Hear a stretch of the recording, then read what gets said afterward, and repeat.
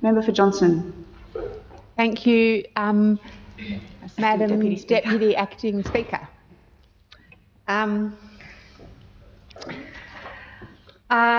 I thank my our fellow MLA for Mulka for bringing this important motion to the House and for his steadfast, generous, gracious and wise leadership on this issue and in this chamber over the past 8 years.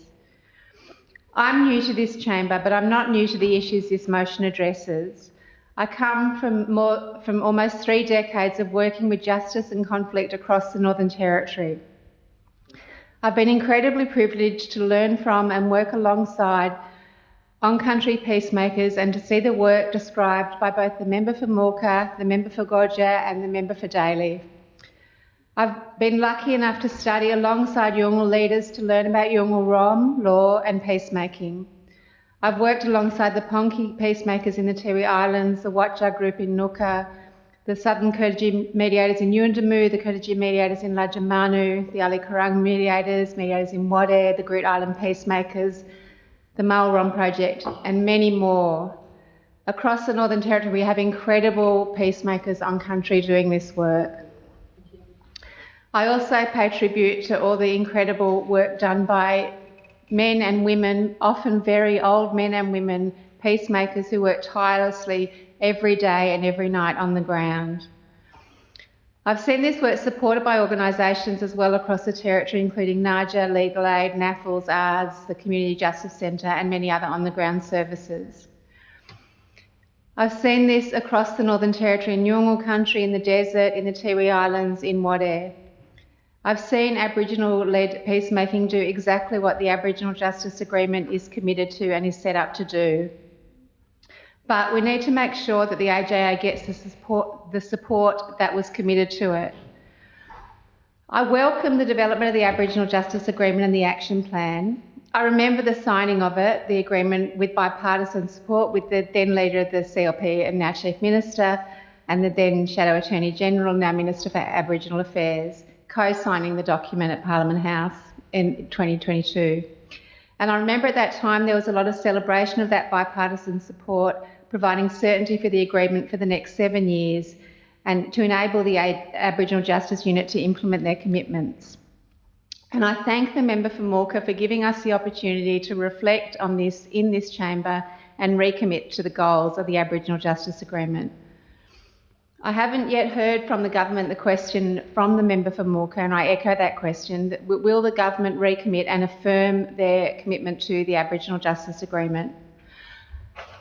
What I have heard though, and what we've all witnessed since August 2024, is a government introducing law after law that disproportionately criminalises Aboriginal people. Laws that criminalise public drinking while making cheap alcohol more accessible, that remove judicial discretion for sentencing, that lower the age of criminal responsibility to children of 10, that reintroduce truancy offers as a punitive approach to children engaging in education. The list goes on. The goals of the Aboriginal Justice Agreement are clear and we've heard them from other members today, but just to repeat them, to reduce offending and imprisonment of Aboriginal Territorians, to engage and support Aboriginal leadership and to improve justice responses and services for Aboriginal Territorians.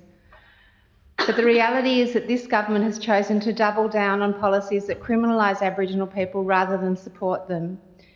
They've prioritised punitive measures over prevention, fines over reconciliation and incarceration over community solutions.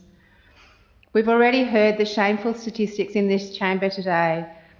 Aboriginal people make up around 30% of the Northern Territory's population, yet they represent over 90% of the adult prison population and often 100% of the youth prison population. This isn't an injustice, it's a crisis. Last week, the Productivity Commission released a damning report on Indigenous disadvantage, showing that life expectancy for First Nations women in the Northern Territory has gone backwards, that targets around employment are worsening, as are indicators for birth weight, early childhood education, child development, youth engagement, employment, adult incarceration and youth detention. And what has this government done to address these appalling statistics? Instead of addressing root causes, which I'm interested in hearing from the government how you would define root causes, but here I'll talk about them: poverty, trauma, lack of opportunity. As I said, the government's introduced more fines, more enforcement and more incarceration. And let's not forget the horrific reality of children in detention. The Northern Territory has been internationally condemned for reintroducing laws that will lock up children as young as 10 years old. Is this the future that this government envisions? Is this the future that we want in the Northern Territory? This government's approach is carceral, it is punitive, and it's wrong.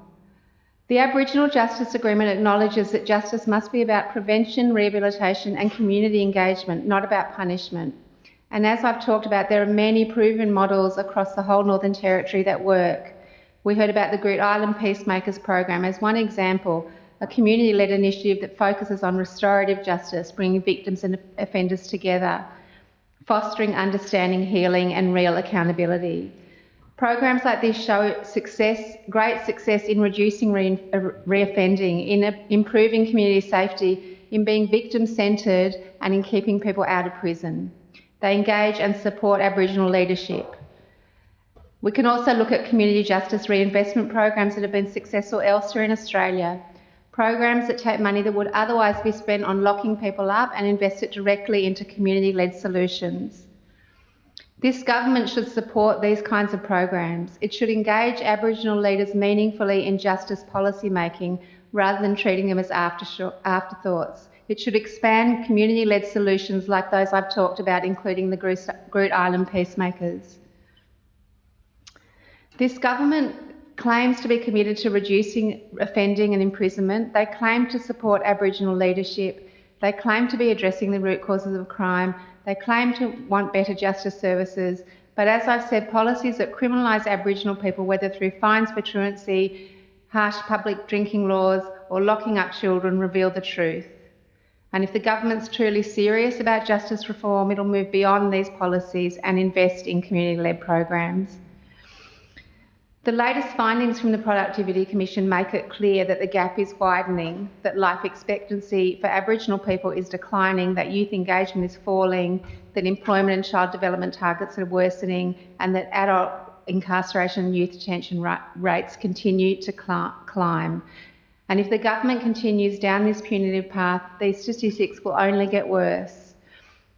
In the words of Catherine Little, the Chief Executive of SNAKE, the National Voice of Our Children, in relation to that Productivity Commission report, she says this should be a wake-up call to all governments.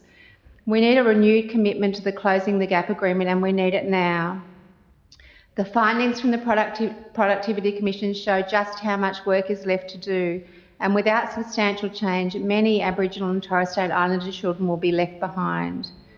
It's clear the business as usual approach is not hitting the mark, and the need for community-led early intervention programs and family support services are not being met. And I heard the Attorney General say that we cannot keep doing business as usual. I think we all agree. If we continue down this path, as Catherine Little goes on to say, we will fail in our shared responsibility to protect and care for these children and to give them the opportunity to succeed.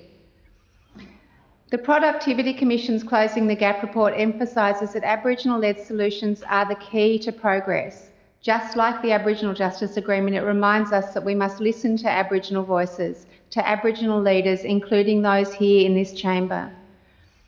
We have been issued a clear invitation many times from the member for Mooka to come to Yolngu country, to listen, learn and work together to fix the problems we are all facing.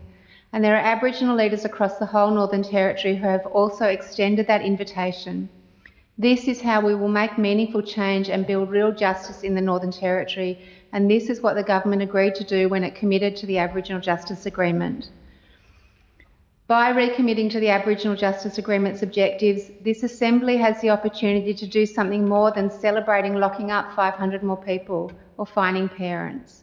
We have the opportunity to reverse the cycle of incarceration, to build a justice system and a community that is fair, effective and safe for everybody. I commend the motion to the House and I urge all members to support it both in words and in action. Thank you, Acting Madam Deputy Speaker.